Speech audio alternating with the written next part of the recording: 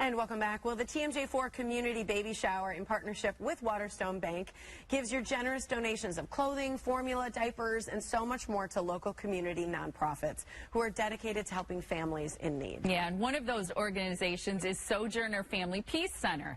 This group supports families affected by domestic violence. Carmen Petrie is the president and CEO of Sojourner. She's here to tell us about their mission and what it means to have all of these donations for the baby shower. We got loaded up here with diapers and formula, which I know is so much needed, and then some adorable hand-knit new hats and blankets here.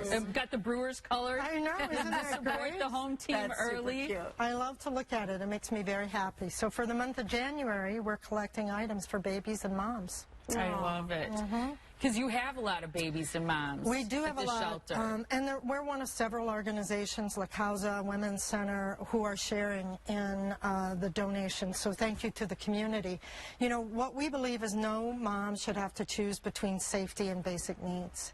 And this helps, it shows moms that we care about them and their children and helping their children get a good start.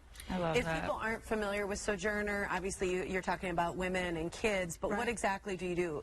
Who are you serving amongst the women and children? We serve about 8,000 women, kids, and men a year, 53 of those at one time living in shelter, about 653. In the last 30 years, we've had 6 babies born while moms have been in shelter. Wow. I'm very happy. We just moved in the African American Breastfeeding Network as one of our partners.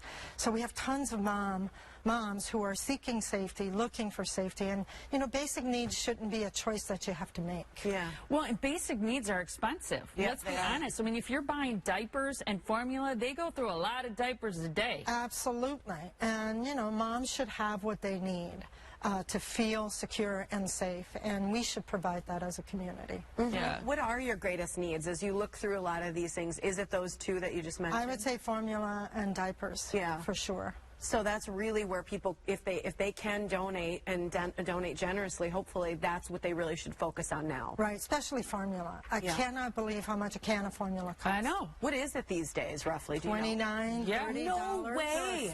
for a small can. A lot of times it's locked up. Right. I see it locked up in I didn't stores know because that. people steal it. It's so expensive. Yeah, and you know, I'm a fan of breastfeeding. I think it's important for moms and babies to have that connection. Yeah, if you can. Which is what the African American Breastfeeding Network does, is they support moms in breastfeeding and making that choice. So formula for sure, $30 a can. That's very that's a whole lot. Right. You know, I was thinking too about women who need safety and need protection. And I, you know, as a mom, I would think the time you'd feel you'd need it most, especially if you're living with some sort of abusive relationship, is when you have a baby. Right. Because they can't just get up and walk around. They can't articulate or vocalize or leave the house, or they're just not mobile on their own. So you're caring for a vulnerable baby and for yourself, and many moms saying, if I have to choose between being able to feed my baby or have diapers, I'm going to stay in a unsafe place because I want my baby to have what they need. And no mom should have to make that choice. Yeah. How often are you seeing someone come with really nothing with them? Always. Yeah.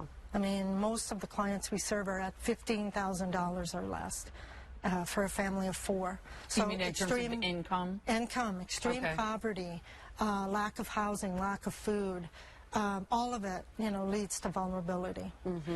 Is there a way that people can, so obviously with the community baby shower that runs this month, you can donate new items like all of the things that you see here. Right. Is there a way for people to help your shelter, your organization, outside of the community baby shower? I think all nonprofits need time, treasure, or talent, right? So donations are critically important, not only Sojourner, but all of the programs here locally. So nonprofits need donations. Time. Is there a skill that you have? Talent, you know, serve on a committee. Help us volunteer in our children's program or in our shelter or in our hotline. Those are great ways to help. Yeah. And for kids, because that's something you mentioned too, beside the babies, are there other things that kids need when people donate throughout the year? Socks, underwear, pajamas. We have a wish list Wednesday, so you can go on our website, familypeacecenter.org, check out our wish list. But I would say socks, underwear, pajamas, stuffed animals, you know, that are new. We give every child that comes to the reception area a stuffed animal when they come in. Right now, through the end of the month, people can donate items for babies through the Community Baby Shower, which TMJ4 does in partnership with Waterstone Bank.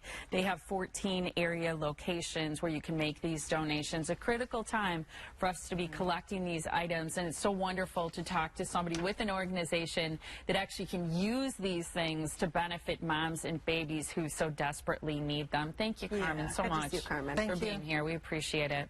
For more information, again, you can go to Sojourner.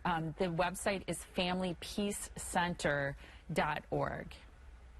And you can also drop off donations, like we said, for the TMJ4 Community Baby Shower through the month of January at any of those 14 Waterstone Bank locations in our area.